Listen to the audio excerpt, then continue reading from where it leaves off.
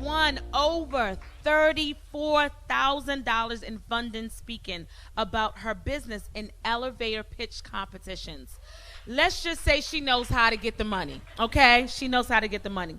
Something, though, you may not know about Quinn is that she began her speaking career 13 years ago. She's not a rookie in the game. She taught public speaking at Coppin State University. She's a competent communicator from Toastmasters, served as the director of the Baltimore chapter of the Public Speaking Association, and is a founding member of the Black Speakers Network. Here's the kicker, you guys. All of these accolades, she's done all of this while she's as a married woman with 2 little children, 1 and 3. Can we just clap it up for that? As a result of Quinn's business and speaking accomplishments, she's been featured in Essence, Black Enterprise, and Young Money magazines, just to name a few. She's appeared on Entrepreneur's Elevator Pitch TV show and pitched her product to the Home Shopping Network. Quinn believes your ability to speak with confidence and courage is your #1 secret to achieving radical success. Her goal to help entrepreneurs and speakers communicate with courage and confidence. So every time, tap your neighbor and say, every time. Say it again, every time. Every time they open their mouth, they make money. Is that a yes or a yes to be excited about? Her first presentation, Making Six Figures and Unfulfilled, is for individuals to live life on purpose instead of chasing a paycheck. Can you help me in welcoming Quinn Conyers?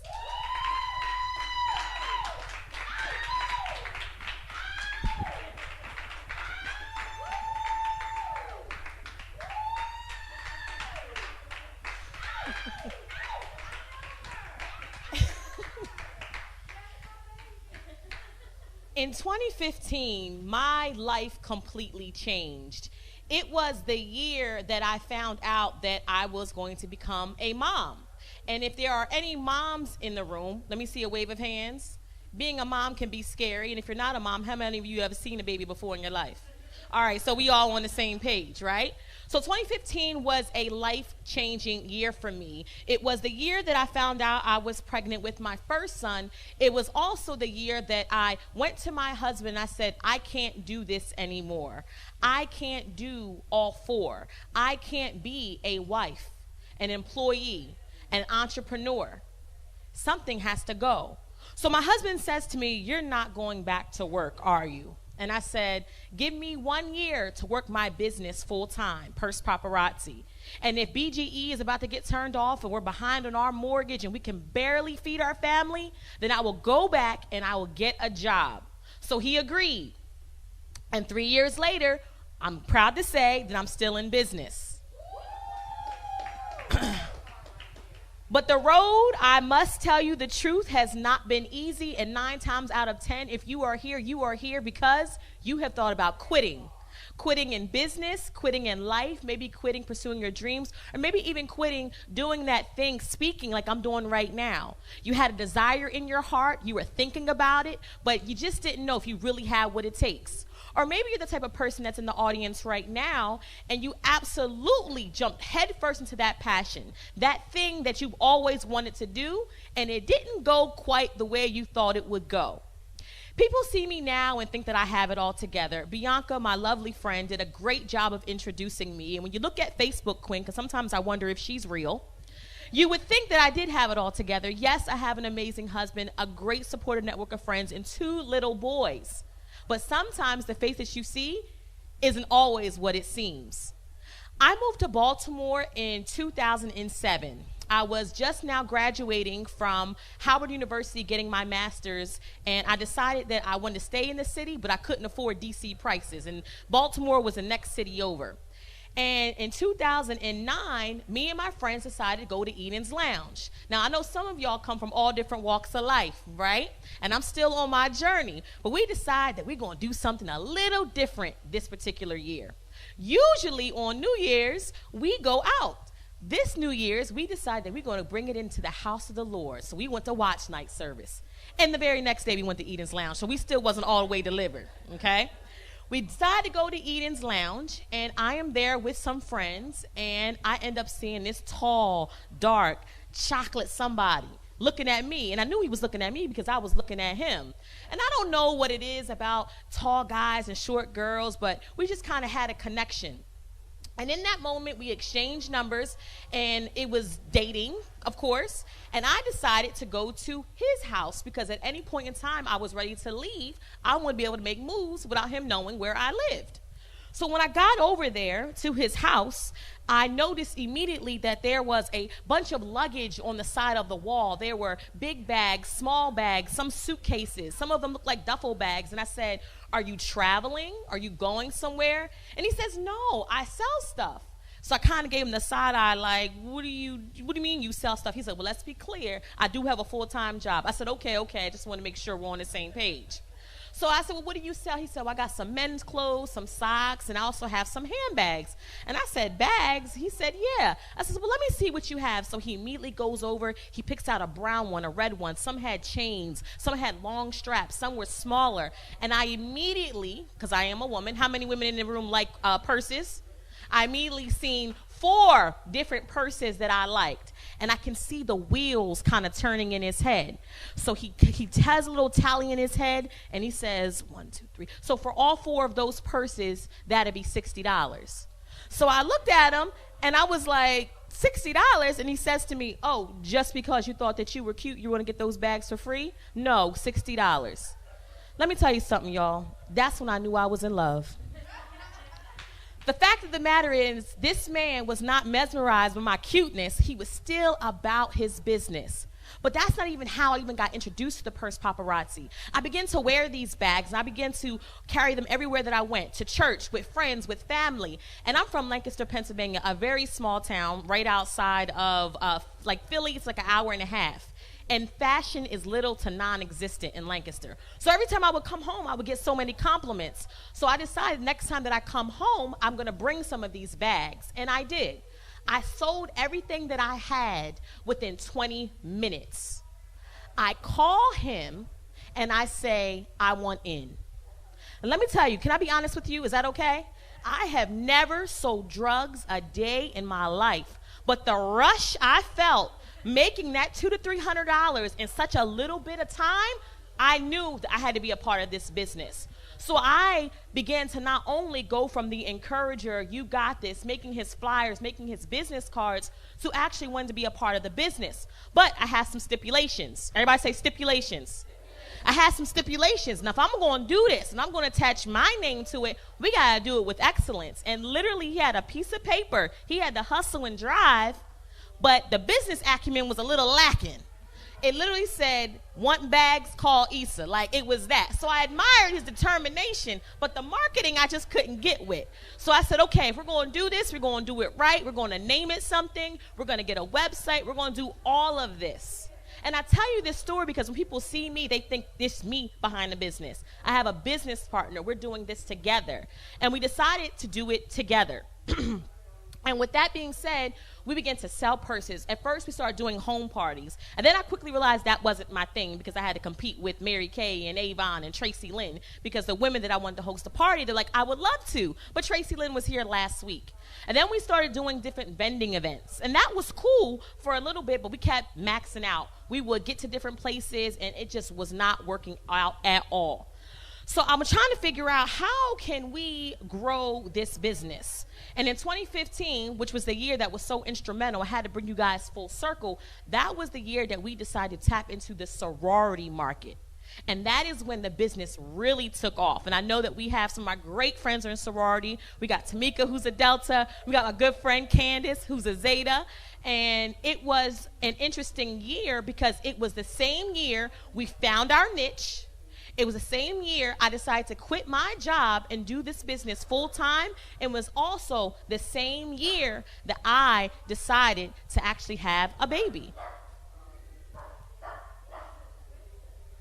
As an entrepreneur who jumps out for the first time, you hear all the statistics. 1 in 5 businesses don't make it past the 5-year mark. You hear all these things about the access to capital is what prevents entrepreneurs from going.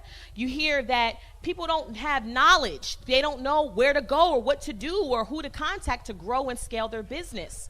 I am happy to say that was never my issue. Matter of fact, it was the complete opposite. The first year in business as a full-time entrepreneur, we made $104,000. I was like, yes, 6 figures.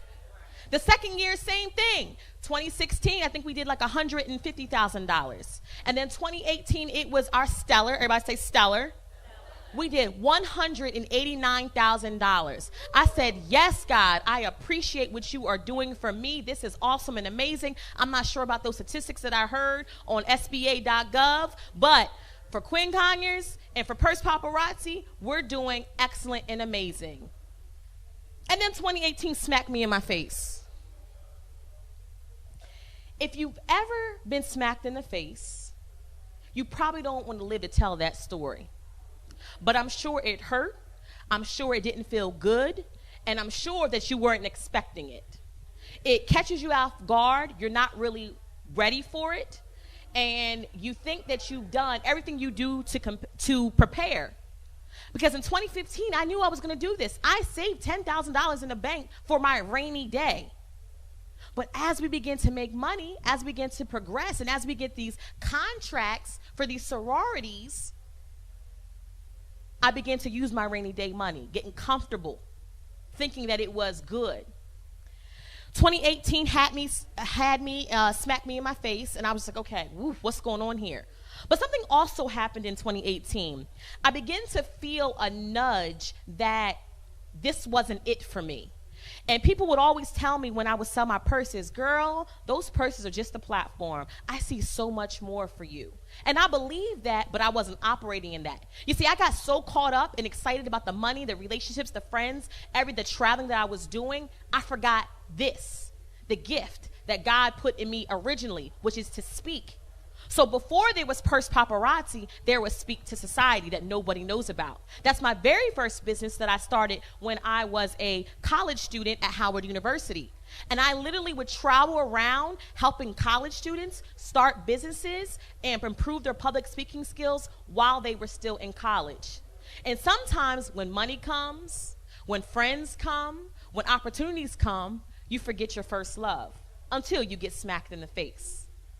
So in 2018 was a year that not only did I want to quit, everybody say I wanted to quit, I even started looking for the dirty word of a job.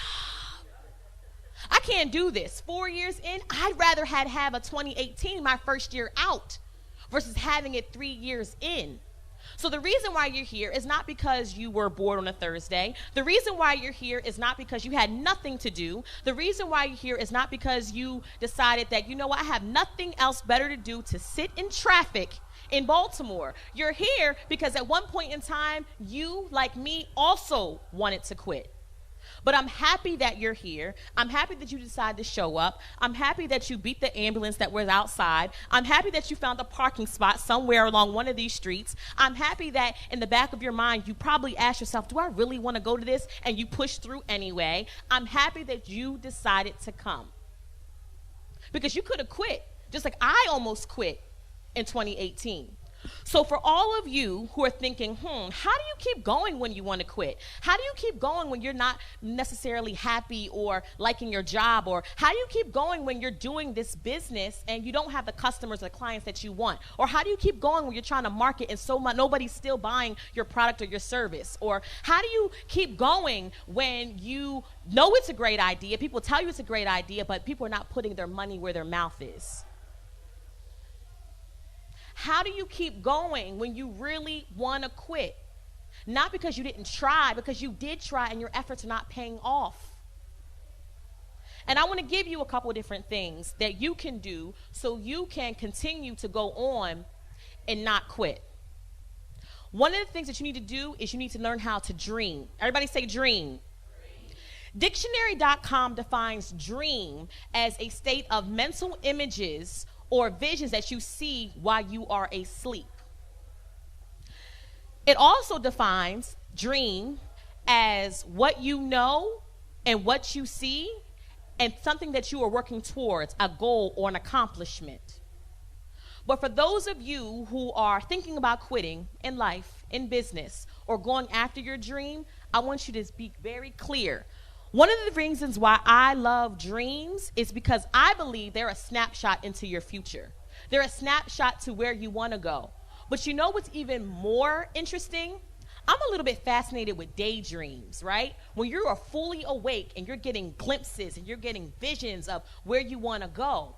But how do you keep doing that when it's not going the way you want it to go? So you're seeing dreams of you speaking on stages of thousands of people, but there's 3 people in the audience. You see yourself dreaming of doing a play, or you see yourself dreaming, having a multi-million-dollar business, but your bank account is negative. How do you keep going? The first thing you need to do is you need to decide. Everybody say decide. You have to decide if you're actually going to go through with it or not. Decisions are so powerful. And when I look back over various people's story, Tiffany Haddish, which I'm a huge fan of her because of her authenticity. I look back on, Steve Harvey. I look back on Tyler Perry. One of the things that they all have in common, they decided no matter what, they were going to pursue their dreams. Tiffany Haddish was booed off of plenty of stage. Steve Harvey was homeless. Tyler Perry was living in his car. But mentally, he decided that he was going to go for his dream no matter what. Now, I'm not saying that anybody here should be living out their car. But I don't think, honestly, we put in enough work for our dream. As soon as it gets a little bit too hard, we back up. I'm not saying this because I heard someone, because of me. Did I really give Purse Paparazzi everything it needed to take to succeed? Did I really give Quinn Conyers, the speaker, platform it really deserved? Probably not. But today, I decided that that will be no more. That I have to be who I was called to be. And purses are grateful. Purses are exciting. But I was becoming so unfulfilled. And I think it was God's way of telling me, you're not doing what I told you to do. So at one point, I got so sick and tired of the purses. This is the purses that I was making lots of money off of. That one day I came home, because between my house, my friend's house, and the warehouse, we got purses everywhere. I took all the purses in the basement. I just couldn't take it anymore. I was just so frustrated and unfulfilled. And I knew I had to do something different. And my daydreams started to come back to me. I started to see myself speaking. I started to see myself empowering and motivating and encouraging people. And I knew I had to get back to that. And when you make a decision and you decide, you can't even take in what everybody else is saying. And I had a really interesting conversation, because when I was thinking about putting this together, I'm like, I've never seen someone do a speaker spotlight. Who does that? But I had a really, really good conversation with 2 of my really good friends at Olive Garden. And when I decided I was going to move forward, I had to make a move. So you just can't decide and stay still. I've never seen a speaker spotlight, but guess what? Who's having one? Why not? Because I decided. And once you decide, you got to take action. You can't decide and stay at home and twiddle your thumbs and ask God to bless mess and you're not moving. So everybody in this room needs to figure out, what am I going to do? Am I going to decide? Am I going to take a stand today? Am I going to continue to have the I'm a quitter mindset? Or am I going to decide to take charge of my future, my destiny, my goals, my dreams? So if you're telling me that you want to get paid more money and you haven't put out another application, applied for a promotion at your job, you're not serious. If you're telling me that you want to make more money as a business owner, and you've decided not to add multiple streams of income to your business, you've decided not to go to a workshop or seminar to learn how you can enhance what you're currently doing, you're deciding not to read a book because you don't have time, but you're constantly on Facebook or Instagram scrolling, you're not serious. And I want everyone to keep that in mind, because as you continue to grow, as you continue to learn, as you continue to move on, you're going to have very deciding factors all the time. And you have to take a stand and decide, no matter what, I'm not quitting. So the next thing you need to do is you need to be resilient after rejection. Bianca did an awesome and amazing job telling you how I auditioned. Not once, not twice, but 3 times. Everybody say 3 times. 3 times for Shark Tank. That's the shows that you know about. She didn't mention QVC. She didn't mention MTV.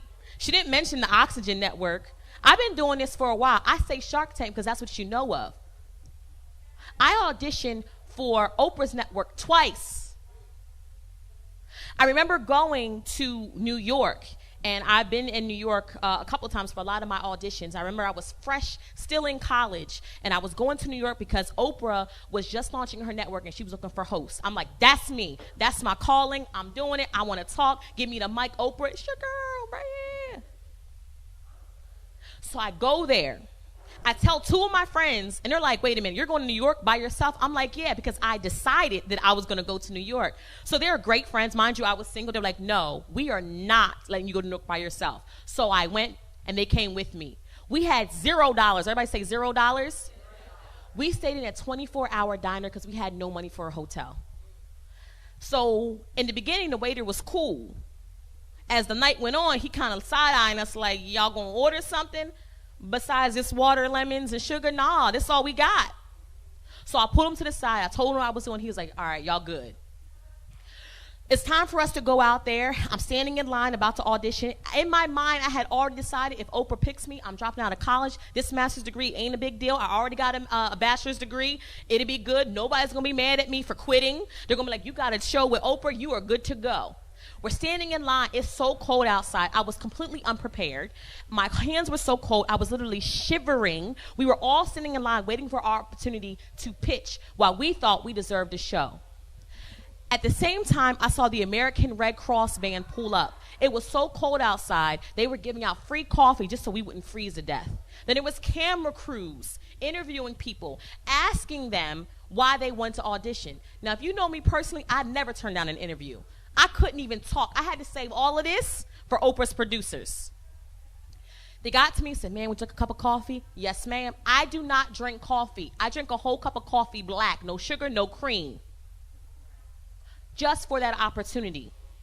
Obviously, I didn't make it to Oprah because we probably wouldn't be having this conversation right now. So not once, not twice, not three. I've lost count of how many times I've been rejected.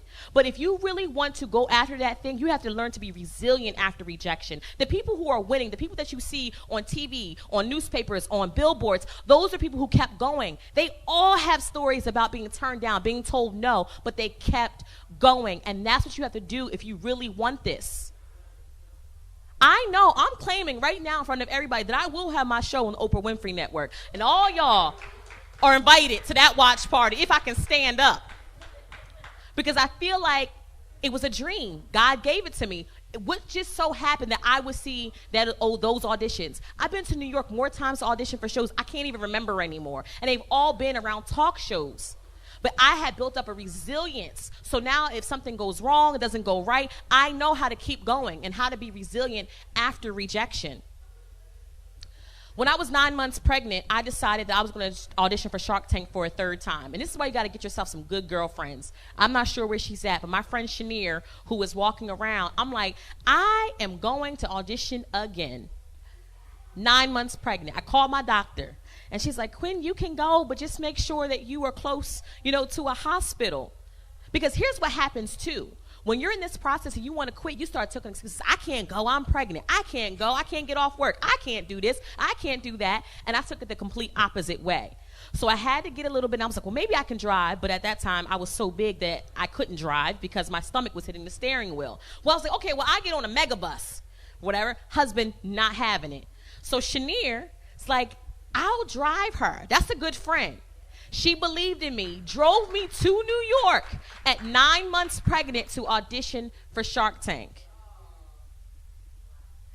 And what I've learned and what she's taught me is I always used to think that my gifting was winning the $34,000 in pitch competitions because there was a number attached to it. But she reminded me of my resilience after being rejected. If you want to keep going and you don't want to quit, one thing you have to understand too is you have to execute ideas. Everybody in here has ideas. I got 2,500 notebooks full of ideas from 2011, 2009. And you want to know, how can I make some more money? How can I keep going? Pull one of them ideas out of the 2014 notebook and get it done. You got to execute. Because nothing is going to happen, nothing is going to work, nothing is going to progress if you continue to be an information hoarder. You done been to workshops, you done been to seminars, you done did certain things. When are you going to execute those ideas? You're asking for $1 million. He done already gave you the idea 15 years ago. So if you really want to keep going when you want to quit, pull out one of those notebooks. Execute some of those ideas that he's already given it to us. And I really had to understand everything that you're supposed to be, everything you're supposed to do in life, you already are equipped with it. There's a reason why I have no admiration at all to be a WNBA player, because it was never equipped in me. For some odd reason, I want to speak, I want to inspire, I want to motivate, I want to empower. And it's always been there. The very thing that you used to get in trouble for when you were younger is probably the very thing that you need to be doing. So if you talk too much, maybe you need to have this microphone. If you were constantly drawing in notebooks, or you're supposed to be doing your work and you have a full-fledged cartoon, maybe you should be doing a cartoon. If you were constantly making voices and characters, maybe you need to be on a stage doing a one-woman show. But you have to execute those ideas to keep you from quitting. Because it's going to give you life. It's going to give you creativity. It's going to give you the juice, the momentum. There's something that is euphoric about birthing something that's been in you for a long time. Even if, for whatever reason, you didn't think it was the right time. But there is something really, really good about that. Next but you got to take action. Everybody say action. And we talked about with executing ideas, but really taking action on what you want to do. Because a lot of times it's something small. I know a lot of times people are like, well, I don't have the money for this, I don't have the money for that. But a lot of times what you can do is within your reach. It is so obtainable that you can start at a small level. People say, well, I don't know, I don't have the money to do everything that's in my dream. But can you write it down? Can you begin to surround yourself? One of the best things that I did was I kept going. I kept taking action. I was seeing these business pitch competitions come through, and I kept applying. Now, I definitely lost a lot more than I won, but my action helped me out. Last but not least, if you want to continue to not be unfulfilled in life, in business, you have to be willing to make mistakes. Everybody say make mistakes. Now, I explained to you guys a little bit earlier that I am the proud chief fashion officer of the Purse Paparazzi, and we do specialize in custom purses and clutches for women who are members of a sorority or who attended a historically black college or university. And in the first 3 years, we were rocking and rolling, making lots of money, and then in 2018, I was smacked in the face and could not stand the sight of a purse. I felt so unfulfilled, as if I knew that I was supposed to be doing more, but stuck in a spot. I questioned everything. My confidence began to get low. I even got into therapy. I've been seeing a therapist since September. I'm like, this is not the Quinn that I know. I couldn't even recognize myself. But until I decided, everybody say decided, to go forth with speaking, I completely began to see a change. But with change comes a lot of mistakes that you have to be willing to make. If you want that thing, whatever you're going after, whether it's a multi-million-dollar business or that, huge raise, you have to be willing to make mistakes. And that's okay, because you know what I've learned? Mistakes are a part of the process. You can't get to the success without any stress. You can't enjoy the fruits of your labor if you're not willing to work. So I'm going to share some of those mistakes with you. Is that okay?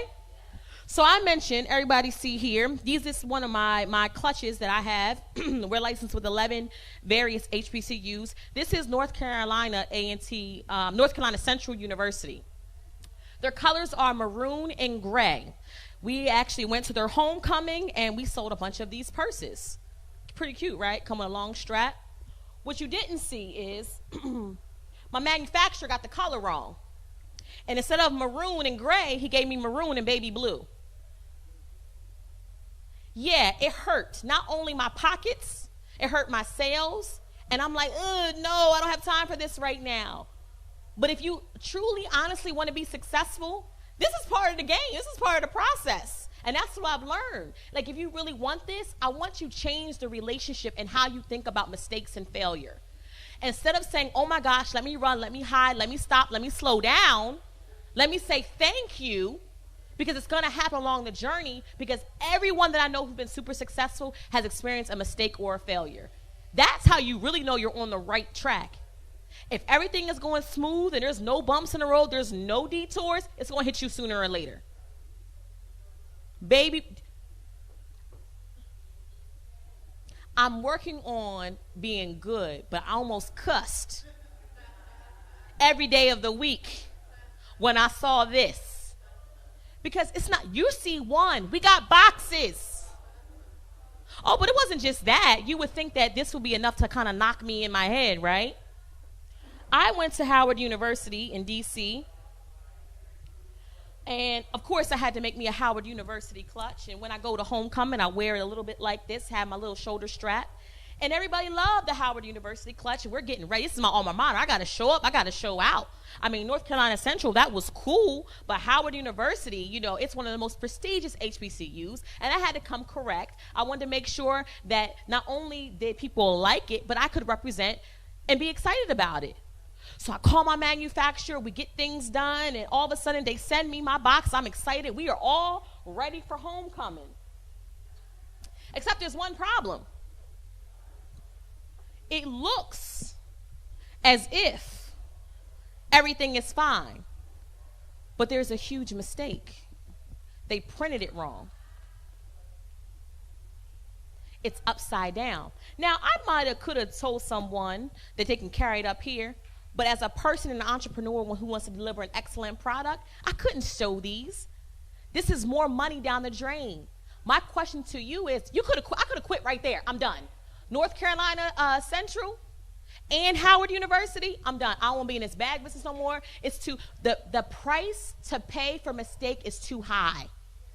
I don't have it in me anymore. I'm calling Issa. I quit. I don't want to do this no more. I'm about to just go back and get a job. Well, here's what I had to understand. Here's what I had to realize. How bad do you really want it? 2 mistakes and you out? 3 mistakes and you quit?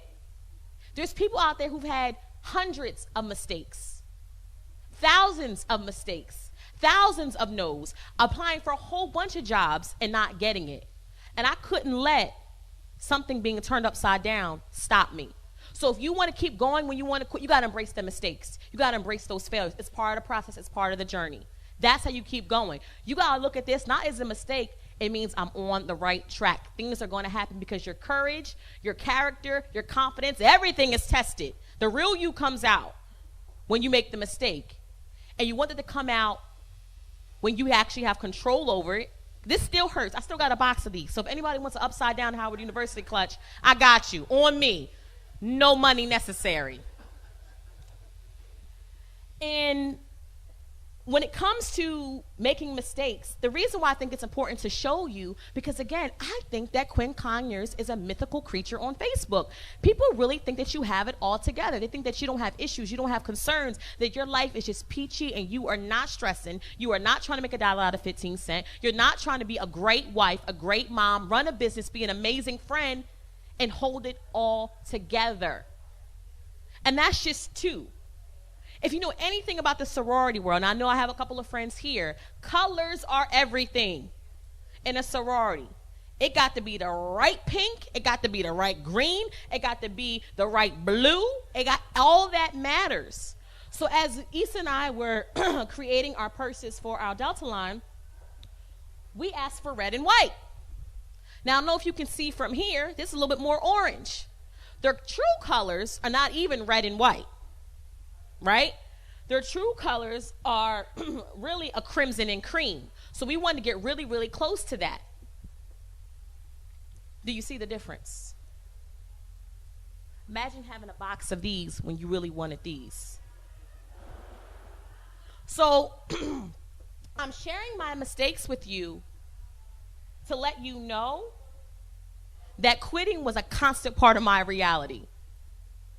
Quitting is something that I want to do on a daily basis. Quitting was one of those things where when it was great, but when it was bad, I just didn't want to show my face.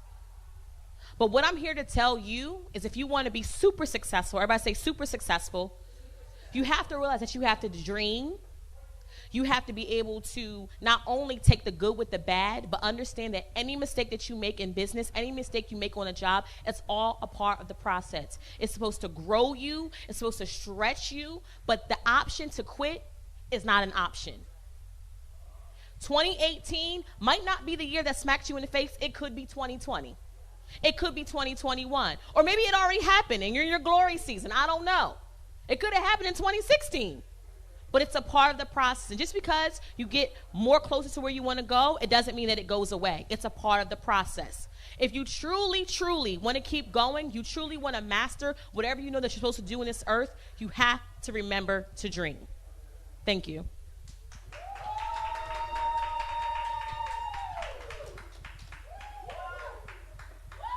Fire on the mic. Fire. Was that great? Yes or yes? There is no success without stress. One of my takeaways. And you know, one of my mentors said the only way to stop a man or woman, no, the only way to stop a man or woman is if they quit. That's the only way to stop them. And she has truly lived that. She has not quit. And because she has not quit, she is here today to share her story with us. We're going to take a 5-minute intermission. And then when she gets back, Quinn is going to talk to us as entrepreneurs on the highway to harmony. So you have to hold tight to see what that means. All right? 5 minutes. We'll be right back.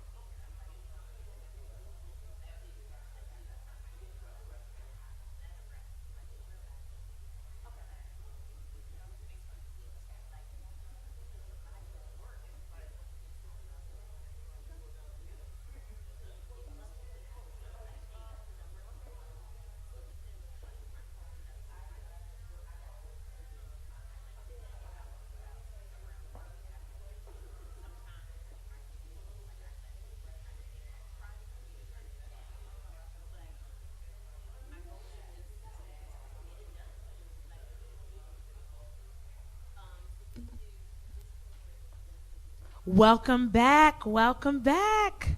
Are we excited for the second part of the Speaker Spotlight? So let's listen up to hear what Mrs. Quinn Conyers has to say about harmony on the highway. Can we give her a hand once again?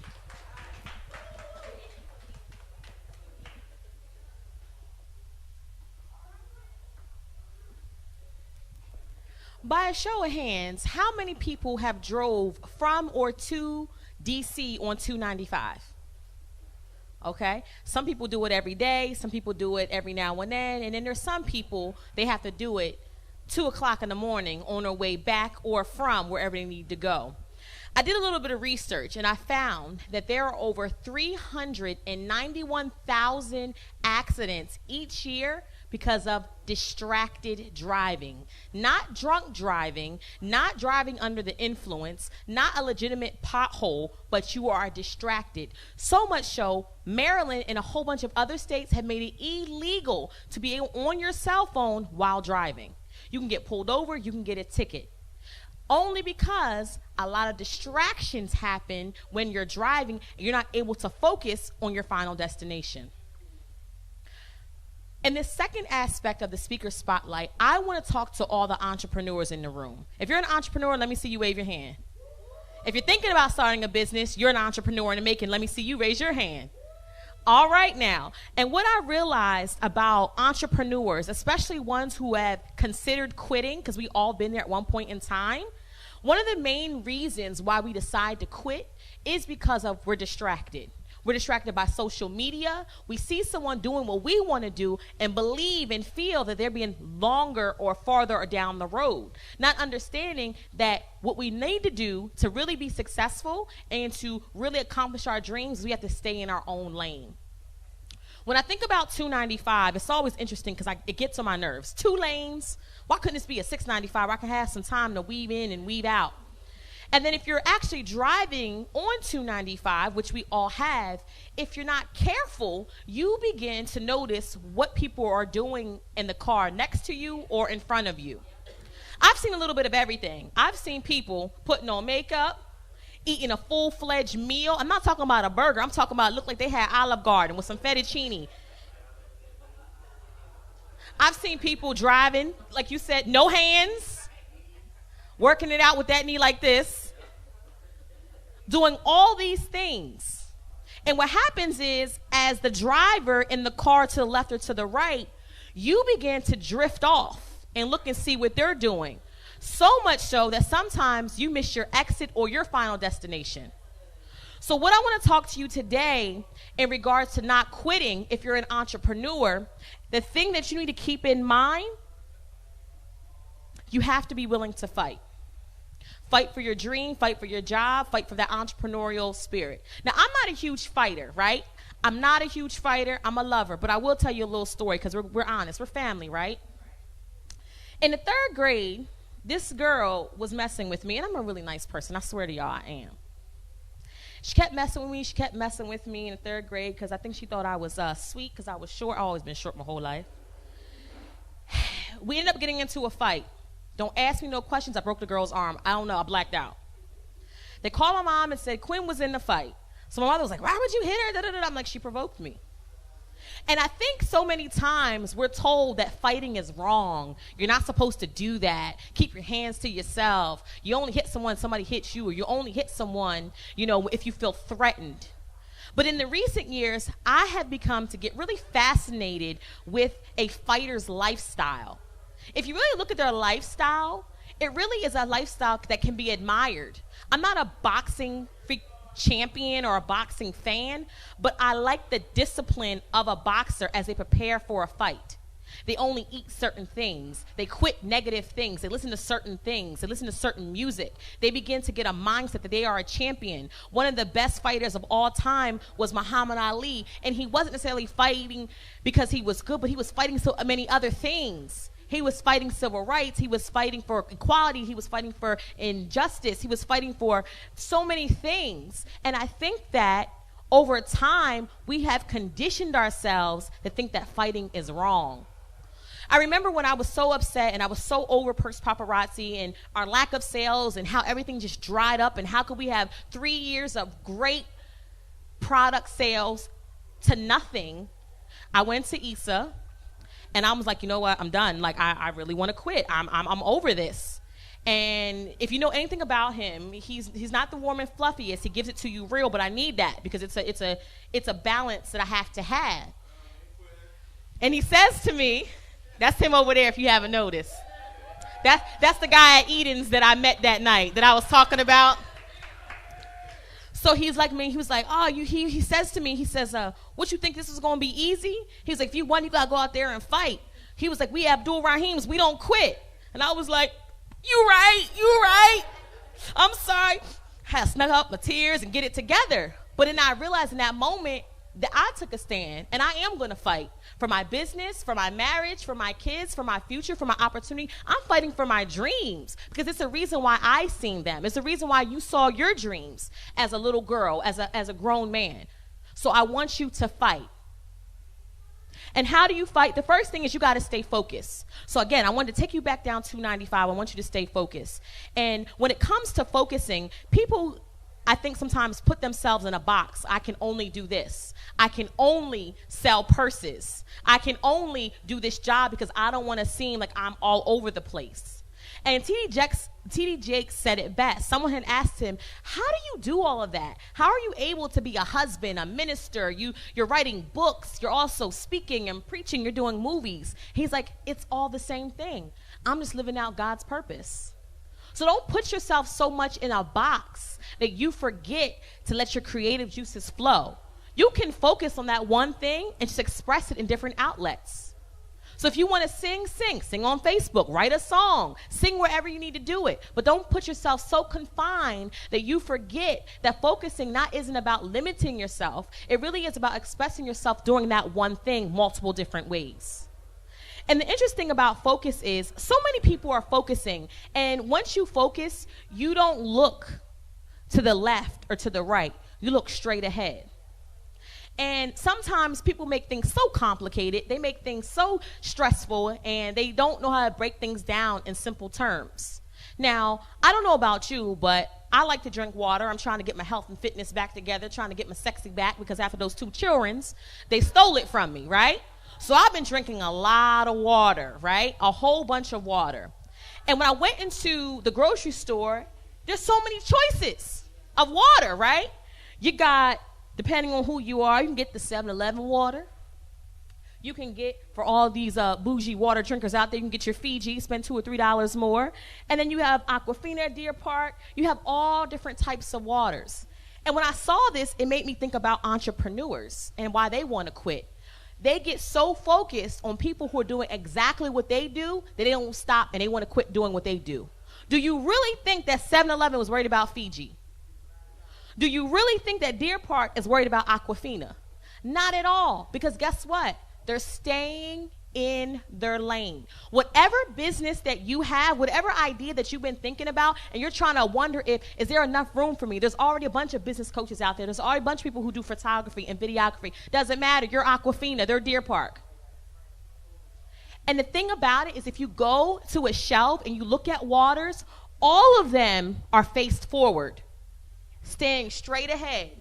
You don't go and see it like this, because they will be looking at the car to the right or the left. All of them are staying straight ahead, making their $1 million, doing what they're doing, serving the customers and clients that are meant for them. There is someone up there who will only drink Deer Park. There is somebody up there who will only drink Aquafina, and guess what? There's a market for them. Same thing for you. It doesn't matter how many other people out there are doing what you want to do. If it's in your heart and God has given it to you, it's for you. Focus, stay in lane. Because the minute you decide you're Fiji and start looking at what 7-Eleven is doing, you miss your turn. You miss your accident, or you end up having an accident, or you go past your exit and you miss the turn that you were supposed to make to get you to your final destination.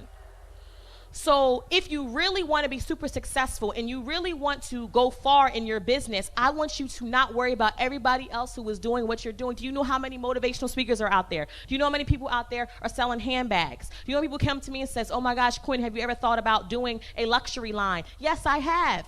But guess what? Now you got to compete with other different people. I have a lane, affordable, stylish, sororities, HBCUs, and I'm okay with that. But what happens is most people are doing well within their lane, and they start to pivot and turn and lose focus and get distracted and miss the very thing they were supposed to do. I don't know if you heard this, but anybody heard of Payless? Now, Payless has been around for years, right? Years and years and years, you know? And they sell affordable shoes. I don't know if you heard, but they're going out of business. And the thing about it is when I heard it, I immediately knew why. Not because they didn't have customers or clients, because their prices went up. Payless got distracted. All these other companies that were selling shoes had higher prices. So they got out of their lane, got off on the wrong exit, and now they're out of business, which ultimately ended in a crash. There are people who bought their kids' shoes from there. It was the go-to place for affordable shoes. Even me, I'm like, Payless done stepped up their game. Let me walk up in here. Let me walk back up. I might as well go somewhere else for these prices. But when you think about that, that's interesting. They were winning in their lane and got distracted by what everyone else is doing and tried to compete. I truly believe Payless would still be around if it had not tried to jump up their prices. Anytime you go on Payless and you see something for over $60, ma'am, sir, what are you doing?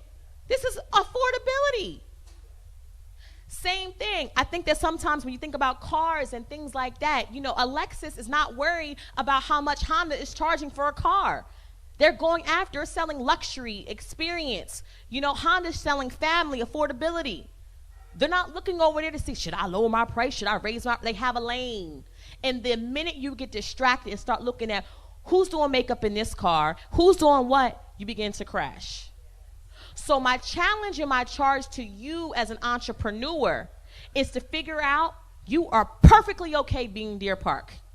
You are perfectly okay with being Fiji or Essentia. You are perfectly okay 7-Eleven because there's somebody out there who needs exactly what you have to offer. And the minute you decide to quit, the minute you decide to get off that exit too early, or the minute you turn left or turn right, and you miss your exit, you are missing that person who desperately needs to hear what you have to say, who desperately needs your product, your service. I do not care how many people are doing what you're doing. Anybody ever heard of Gary Vee? Gary Vee, right? Gary Vee made a great analogy. He said you move somewhere and there are 5 pizza shops on one block. What kind of business do you start? Everybody said maybe a pasta business, maybe an ice cream parlor, maybe some cupcakes, something different, because there's already 5 pizza shops. He says, no. Cuss word, no. Trying to live my life right on a Thursday. You start another pizza shop. So the audience is perplexed. Why would I start another pizza shop? Why would I do that when there's already 5 other pizza shops there? He said because there's a market for it. People like pizza. There's some people who like Joe's Pizza from down the corner, and there's other people who like Domino's, right? But they all can exist. You start the business where there's an industry and you dominate. Because there's room for everyone. There is a water industry. I couldn't bring everything that was on the shelf. But they're all making money. They're all doing quite fine. And you will too. The next thing you have to do is you have to be willing to invest in yourself. And you have done that already. If you really want to be successful and you don't want to quit, you got to invest in yourself. You have to be intentional about investing in yourself. Success doesn't just happen. People show up. They do certain things. And the reason why I'm so pumped about being intentional is because people want things and they really don't want to have to work for it. If I want to get in better shape and I want to get in better health, I can't just go to the gym and look at the machines. I can't tap on a glass and wave to the instructor and say, I got you next week. I'm going to come to that Zumba class. You have to intentionally go in and do the work. You have to invest in yourself, whether that means I'm going to drink water instead of a soda. If you want to build that multi-million-dollar business, what's the last book that you read? What's the last seminar that you've been to? Have you put your money where your mouth is? Because if you want somebody to pay you, who are you paying? If Oprah got a coach, why don't you have a coach? Lisa Nichols, one of the women that I really admire as a speaker, went to the same conference over 30 times because she was passionate about learning what she had to learn to become a better person.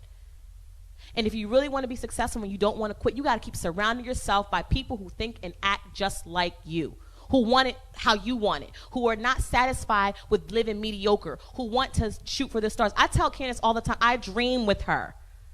I tell her what I want to do. I tell her I want to go to the moon. She's like, here, girl, here's a parachute. We're going to go to this moon. Not the moon. What's wrong with Baltimore? You have to be intentional about what you put in your brain. You have to be intentional about who's calling you and people who you are calling. Because all that makes sense. All that matters when you're trying to go to the top and you don't want to quit. You don't want to quit. You call someone and say, you know what, yeah, that is a lot. I mean, losing a lot of money. You're right. Maybe you should stop. That's not what you need to hear when you're trying to make it to your multi-million-dollar destiny or dream. You got to surround yourself by people who think and act like you intentionally. And it might mean pushing you out of your comfort zone. Next, you got to be a go-getter. How many people here just love talking to people, being outgoing, and they're charismatic? They can light up a room. Yeah, about 3 of us. I know. Most people are not extroverts. Most people are introverted by nature. But guess what? If you want to be successful, you have to be able to fight. And that fight is being intentional about the rooms that you're putting in and talking to people and having conversation. Bianca came up here and told me who was in the audience. I'm like, what? She's here? After this, I'm going to put down this mic. I'm going to say hi. Why not? Because you never know who you're around, who's around you, and what information, knowledge, or resources they have. You can't be the great person you were designed to be by staying at home in front of Netflix and chilling. What are you going after? How are you a go-getter? And that can be in your own different way. But you have to be willing to go out there and fight for it, right? I had shared with you that Shanier had took me to go to Shark Tank. And one of the things that you didn't know, that as we began to build Purse Paparazzi, one of the things that some people find a bunch of things attractive in mates, right? Some people look at physical looks, some people look at height, some people look at security. But I'm telling you, nothing turns me on than ambition and drive. Like, if you got some ambition and drive, listen, we 2 seconds from going together. I mean, you got to be physically cute, too, at the same time, you know? But one of the reasons why I think Issa and I worked very well is because he had a go-getter attitude. He didn't have everything. Everything wasn't quite polished, but he had the mindset. He had the willingness to go out. And for him, it was interesting because he's an introvert. He is not the person that will grab the mic. He is not the person that's saying hi to everyone. He is not the person that's the first person to say something or speak, but being a go-getter is innate.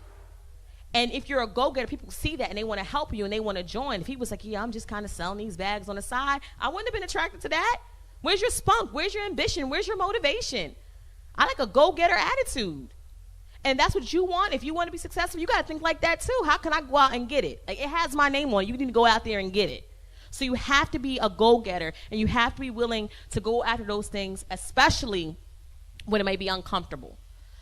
Another thing you have to keep in mind if you don't want to quit in order to keep going, and I talked to you guys earlier about fighters and how I'm not necessarily a fan of the sport, but I like the champion that's in a fight. And one of the things that I'm always mesmerized is the heart that these fighters have. Some of them are, especially when they do the comparison, you know how they're standing face to face and they're looking, they're chewing the gum and they're going like this with their shoulders and they're like all ready to get in this fight. And I'm like, they ain't nervous at all. They'll be like, Quinn Conyers in this corner weighing $1 such and such. I'm going to tell you that because I'm working on getting my sexy back. And facing so-and-so, and they're describing, I'm like, that don't even seem like a good matchup. You said this person's 180 pounds and they 5'2". This person's 160 pounds and they, 5'8". That don't seem good. But the person who's 5'2" got just as much as heart as the person that's 5'8".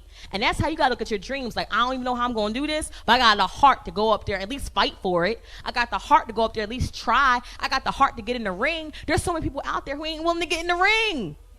You want it, but you don't want to fight for it. You don't want to kick. You don't want to scratch. You don't want to bruise. You just want to show up sexy and win. Yeah, no, ma'am. It doesn't work like that.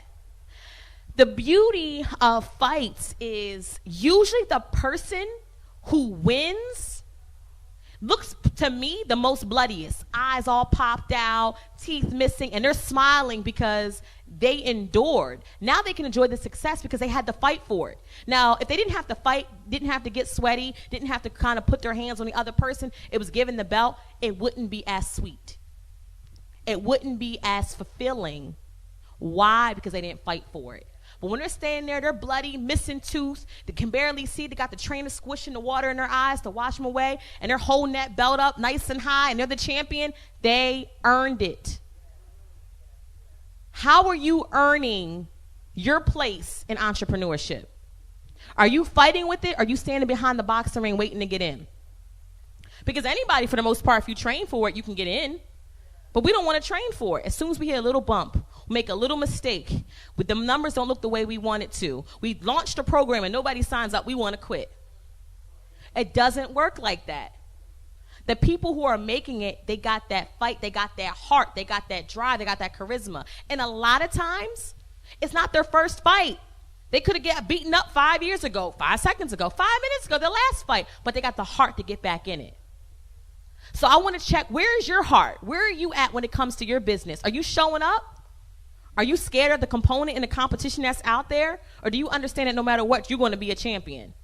And sometimes it takes losing. Sometimes it takes getting your teeth knocked out. Sometimes it takes getting knocked on your behind. Sometimes it takes not winning at all and having the whole world watching. You have to understand, for those rounds, they're in there. This is broadcast everywhere. So everybody just seeing you get your behind whooped.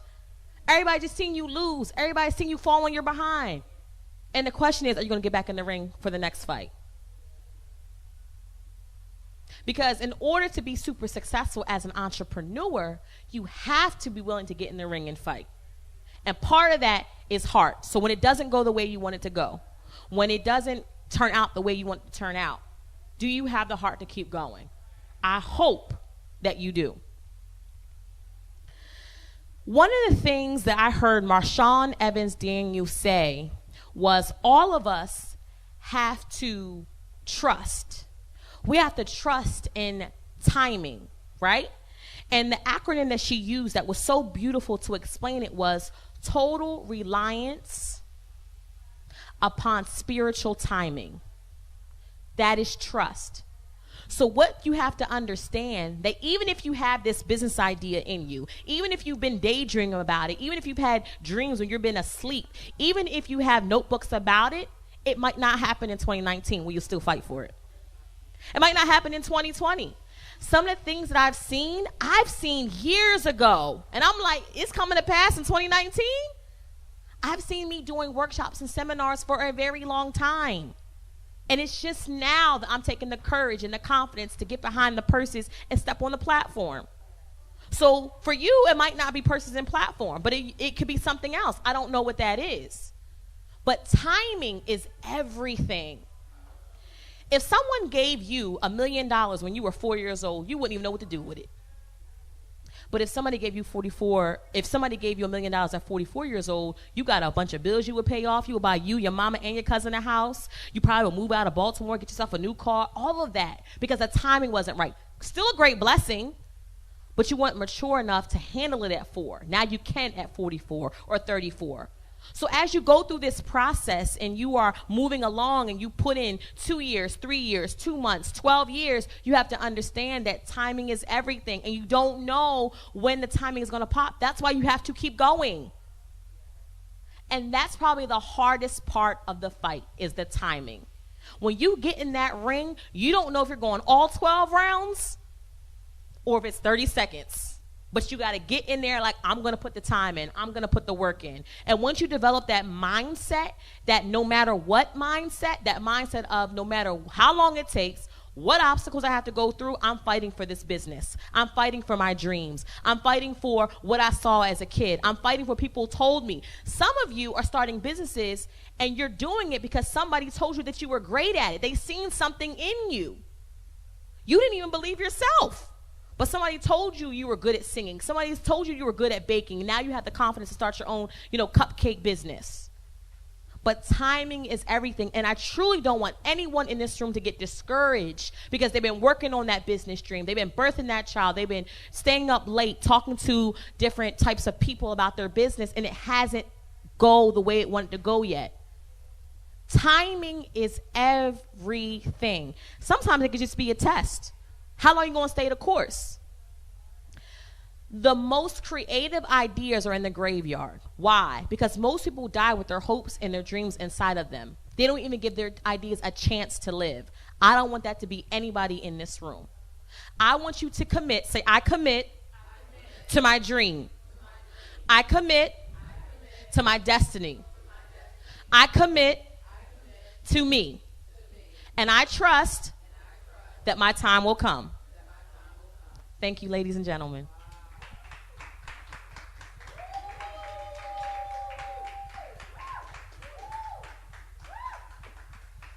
I had to bring my notes up here this time. Listen, can we just say that one more time? I commit to my dream. I commit to my destiny.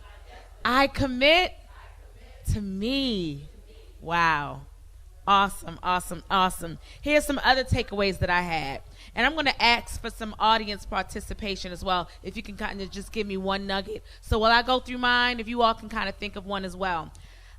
She said, stay in your lane, right? What a great example. Don't stay in a box. People say they want it, but they don't want to get in the ring and fight for it. Who has a takeaway? Just shout it out loud. What's your takeaway? Yes, sir. There's a market for what you do. Absolutely. I can't even repeat it, but trust, right? There's a timing for everything. Anyone else? Awesome, awesome, awesome. Well, listen, I know our juices are flowing, mental juices are flowing, and I promise you we are actually wrapping up. So we're just going to take a few more minutes, and Quinn is going to come right back, and she's going to talk to us about finding value in our voice. All right? Stay tuned.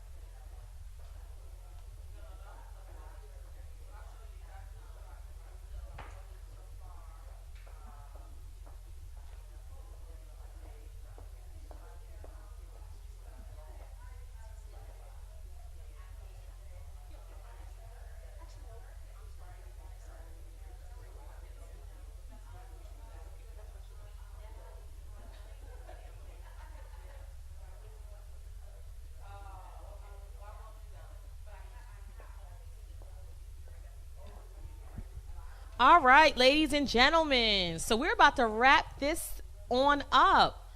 Is everybody still with me? No one is asleep? All right, awesome and amazing. So for this last speaker spotlight, I'm going to sit down and have a conversation with you. Is that okay? Can we have a conversation with Quinn? All right, perfect. I was told by the cameraman to wait.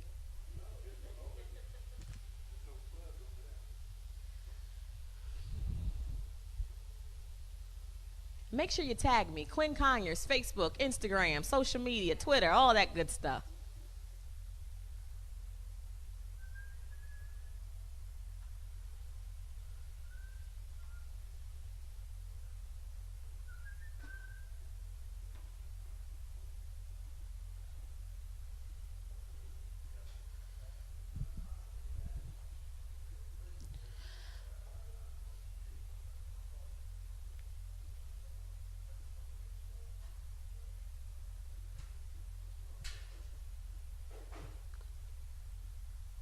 Okay, so by a show of hands, I'm just curious. How many people in the room are actually speakers?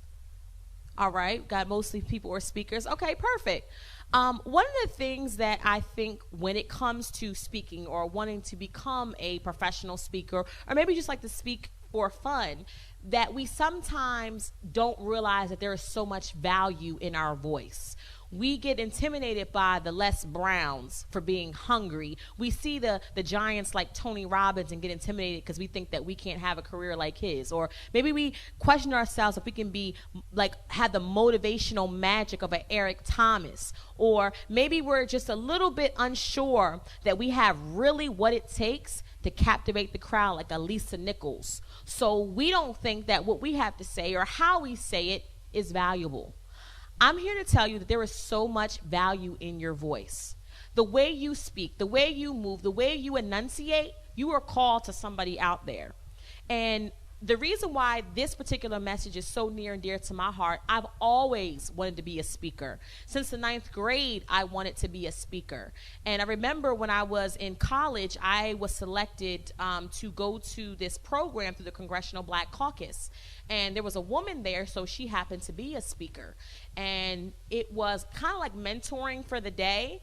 And we had to go all around to say what we wanted to be when we grew up. And most of the responses from the students were very typical. Nothing wrong with these professions, but we've heard it all before. What do you want to be? A doctor, a lawyer. Every now and then you might get a fancy, you might get an accountant. It's my turn. I proudly grab the mic and I say, my name is Quinn Conyers. I'm a student at Howard University. And when I grow up, I want to be a public speaker. I said it loud. I said it proud. I said it with my chest. The woman looks at me and she says, if that's what you want to be, you need to know what to call yourself. Public speakers speak for free. Professional speakers get paid a fee. In that moment, I don't know if she was trying to help me, but I didn't receive it that way. I felt very hurt and diminished, and I stopped speaking. I didn't know what that was about, but what I did know is as a black woman, you don't meet other black girls who say they want to be a public speaker. I felt that was a time that she could have encouraged and motivated, inspired me. The woman had 3 books. She was speaking on stages all across the world. Why couldn't she pour into me? I lost the value in my voice. And I want to tell you today that don't compare yourself to every other speaker that's out there because they're doing it the way they know how to do it. And trust me, I've been coached. I've invested with some of the best. So when you're looking at me, you're seeing a little bit of everybody. Seeing a little bit of Marshawn Evans, you're seeing a little bit of James Malinchak, you're seeing a little bit of Les Brown because I've learned. But at the same time, I speak like Quinn Conyers. I will always speak like Quinn Conyers. And what I had to realize even in that it's not even just about me. And sometimes when you are going for your dreams or you're going for your goals, you get so focused that sometimes you forget what truly is important. And just to be very transparent, I have been that way and I've been listening and I've had sometimes in order to be an entrepreneur a hard dose of reality and understanding who I am, but it's not just about me anymore. You know, it is about me, but it's not totally about me. And once you begin to realize that what you're put on this earth to do is so much more than just to be a speaker or just to be an entrepreneur. And sometimes if you really want to be super successful, you have to know how to put that in certain categories. I am Quinn Conyers, but I'm also Quinn Conyers, Abdul Rahim. I'm somebody's wife. I'm somebody's mother. I'm someone's daughter. And sometimes I get so caught up, not because I want to neglect everything else, but because I'm so focused on trying to live out what I dreamed about 10 years ago. And when you have to have certain people in your circle that are willing to bring you back and let you know how blessed you are, because sometimes I don't want anybody in this room to get to where they have and look up and they're alone.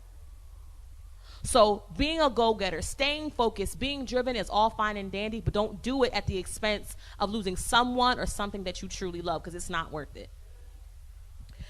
When you think about value and you think about your voice, there's 5 things that you need to keep in mind when you want to find the value in your voice. The first thing is, if you want to be a speaker, especially, is you have to build a brand. And a lot of times I find that people really, really overestimate and over-explain what a brand is, right? Brand is simply your reputation on steroids. It's your reputation on paper. It's your reputation on social media. It's your reputation based on testimonials. And if you want to be a speaker in this game, you have to build your own brand. Everybody out there can be a speaker, but everybody out there also has built a brand. Brands are nothing new to the speaking industry. Brands been around forever. We're just calling it a brand now. Anybody ever heard of Jerry Springer? Right?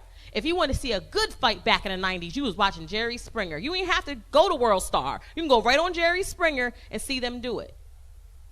Jerry Springer had a brand. He was a talk show host, so if you said the name Jerry Springer, you immediately knew what you were going to get. Anybody ever hear of Maury Povich? You are not the father. You are the father. What is his brand? Doing shows about paternity tests. Some people call him, you are not the father.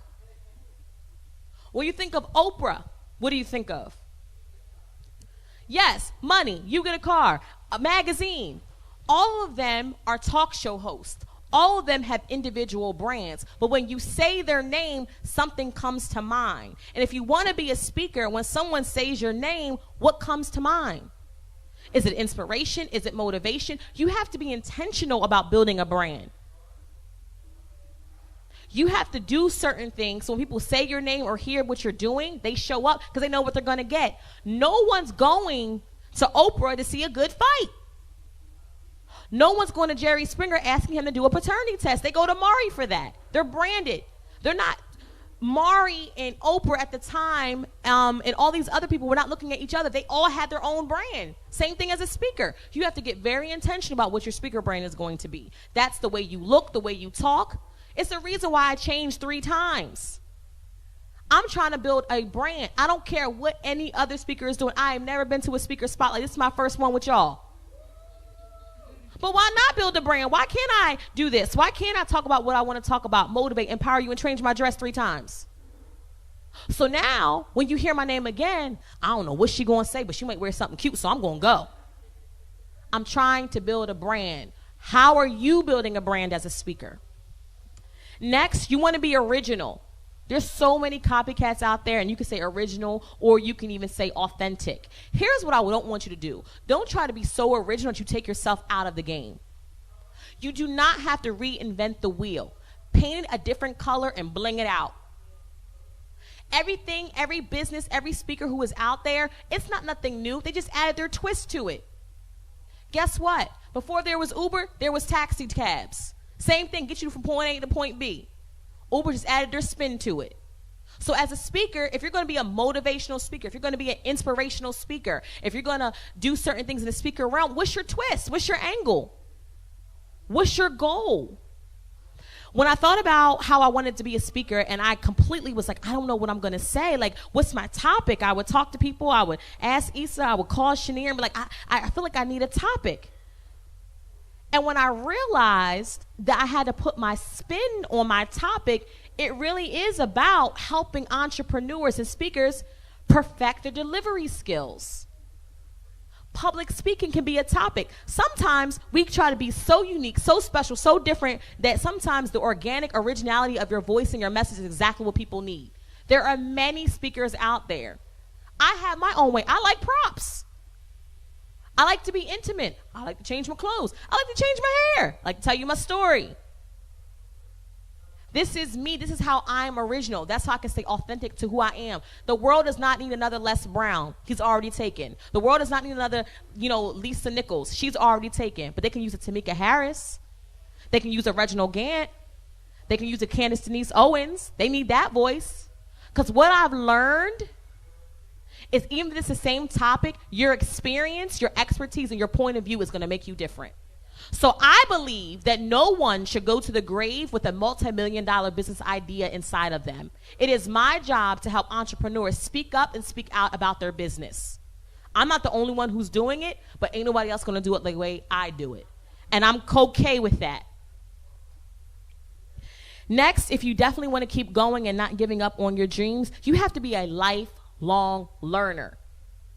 There is no more time to sit in the sidelines and watch Quinn live her dream or watch so-and-so live their dream. I don't watch too much TV. You know why? Because I'm watching somebody else's dream. I'm trying to make my own. If you begin to watch Love and Hip Hop and you begin to get consumed in that, you be asking yourself and wondering why your lifestyle isn't the way their lifestyle is. But do you really want that lifestyle? You just entertained. So you have to be a lifelong learner. What are you feeding your brain with? What are you feeding your mind with? What are you investing in? How are you becoming a lifelong learner? If you want to continue this path and you don't want to quit and you want to be super successful as a speaker especially, who are you learning from?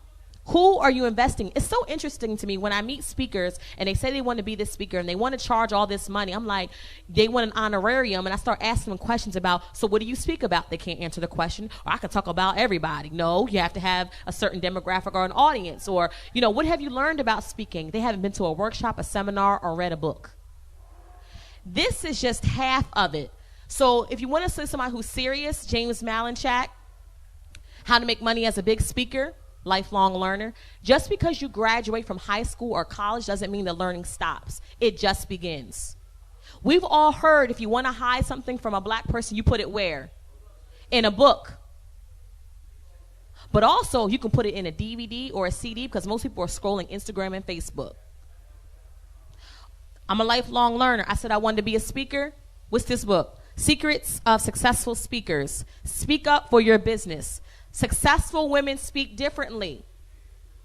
Am I serious or am I serious about this craft?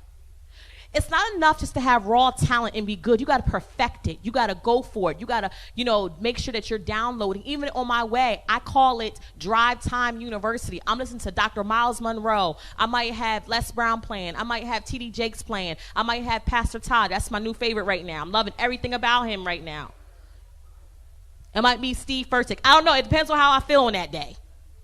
But I'm constantly bombarding so many trash and distractions out here that's going to get you away from your goal, your dreams, or your purpose. I'm investing in me. I'm a lifelong learner. Speak and Grow Rich. It keeps going. I got so many booklets and things that are downloaded in me. And this is not the conferences, workshops, and coaches that you don't see. So if you see me, you're like, oh my goodness, I didn't know she had all of that in her. I know, because it's time now for me to get from behind the purses and step on the platform. I've always wanted to do this. Always wanted to do this. And I really didn't know how I would do it. I have been sitting pregnant with information and knowledge for far too long. I'm selling purses and going home and reading Speak and Grow Rich. I'm doing Facebook ads, and after that, I'm reading How to Be a Big College Millionaire Speaker. And then I had a conversation with some friends who were like, well, what's holding you back? You got to do it. You got to live life now. I'm going to do a speaker spotlight. I don't care if 2 people come or 22 people come. I'm getting this message out. It's time for me to birth it in 2019. Because I can't go back to feeling how unfulfilled I was in 2018, knowing that you have something bigger inside of you. And as I continue this journey of growing and evolving and building Quinn Conyers as a speaker brand, I'm also reminded of what is important. And I really want to thank my husband for that, because he is awesome and amazing over in the corner eating wings. He better save me one. Because I do want to be super successful. I'm not gonna lie to you. I don't want to be mediocre. I don't want a little white house with a picket fence and 2.5 kids. I want a big house. I want multiple picket fences. I want multiple kids, and I'm gonna speak that out loud. But what he reminded me, and I'm being very transparent, is what is truly important. And it's him. And it's my kids. And it's my friendships. And sometimes when you are going for that, you get so caught up in where you want to go that you don't cherish where you are right now. And I thank him for that, because we had a really interesting conversation, and I am being just very honest. I was like, I almost was like, I don't know if I have it to do this tonight, because some of the things that he said to me really resonated with me, and I completely didn't see it from that angle. And it's important as you go on this journey that you have people who can be not just yes men, but no men too. So yes, Quinn, you're doing an amazing job. I see what you're doing, but did you eat? Yes, Quinn, I see what you're doing. I see that you're doing amazing things with the purses, but when's the last time you had date night? Yes, Quinn, I see what you're doing. I see you're making multiple moves and you're in this state and that state and that state. But when's the last time you took a family vacation? So when I'm realizing along this journey, because it's a journey, I'm only at the beginning. I'm not sure where I'll be 2 days, 2 years, 2 weeks from now. But I will say is the time of us living limited, the time for us holding our babies, our businesses, our ideas hostage is over. 2019 is the year that you birth those things. And I believe that if you master the skill of speaking, if you are able to articulate, to enunciate, to tell somebody your dreams, your vision, your passion, your desire, that you will go further in life. I think speaking is a #1 skill that you must master to be successful. And 75% of adults fear it. Scared, petrified. If I ask a few of you to come up here and say something on the mic, you're like, yeah, no, Quinn, no thanks. So if you are interested and you were ready to become a better speaker, you're interested in maybe doing something like this, or maybe you speak a lot for your business, or maybe you want to become more of a speaker, I want you to see myself and Shania at the table. I want to talk to you one-on-one, set up some time, because I am hosting a workshop in April, and I would love to talk to you about that and see if that would be a good fit. But as sure as I know about being a successful business owner, and as sure as I know about why I was able to get so far auditioning and make it to the second round of Shark Tank, not once, not twice, but 3 times, my ability to make, $189,000 in sales in 1 year was my ability to communicate and to connect. If you don't have that skill set, you will be limited. But the good news is someone like me can truly help you in discovering your message and delivering your message and crafting your message. And if that does sound like you, at the end of this, I will be over here with Shania, and I want to set up a time that you and I can talk one-on-one to see if the April 20th is a good fit for you. In the meantime, I want to say a special thank you to Dame, who has been with me since forever. Dame, wave your hand. This is my photographer, my videographer. So if any of you have an event coming up, you have a photo shoot, Dame, let me tell you something about Dame, how great he is. Dame taught me how to stand. So when I first did a photo shoot with him, I didn't know what to do, so I did what all the other power speakers would do. And he taught me how to move. This is a guy, he's like, don't tell anybody. So Dame, I'm sorry. He's like, don't tell anybody I showed you this. So he taught me how to move. So when you see pictures and I'm like, it's him. He taught me this. So everything that I do, I always want him a part of it because he's been with us since infancy. And then we have Larry. Everybody say hi to Larry from Lightwork Studios. Because it takes a team to have all of this come together. Larry is also an amazing videographer. I actually met him through my husband. Him and my husband are really good friends. So if you have any video needs, if you have any camera needs, you need a photo shoot, you need to do some short videos or anything that involves you speaking in front of a camera, or you need to have good headshots, I recommend both of them. And they will be here and passing out business cards as well. So with that being said, I hope that each and every one of you have the motivation, the inspiration to succeed. And when the times get tough, because they will, trust and believe, they will, you want to make sure that you not only have a sister circle around you, but you want to make sure that you don't become successful and alone. You want to make sure that everything that I taught you today that's in that notebook, it's time to execute. No more playing it safe. No more playing about the sidelines. Your voice has so much value, and the world is waiting to hear what you have to say. Whatever trauma, whatever situation that you went through when you were younger, it's time to be told, because you're going to free somebody else from it. So don't hold that business, that story inside of you hostage. I want all of you to know that there is truly value in your voice. Thank you.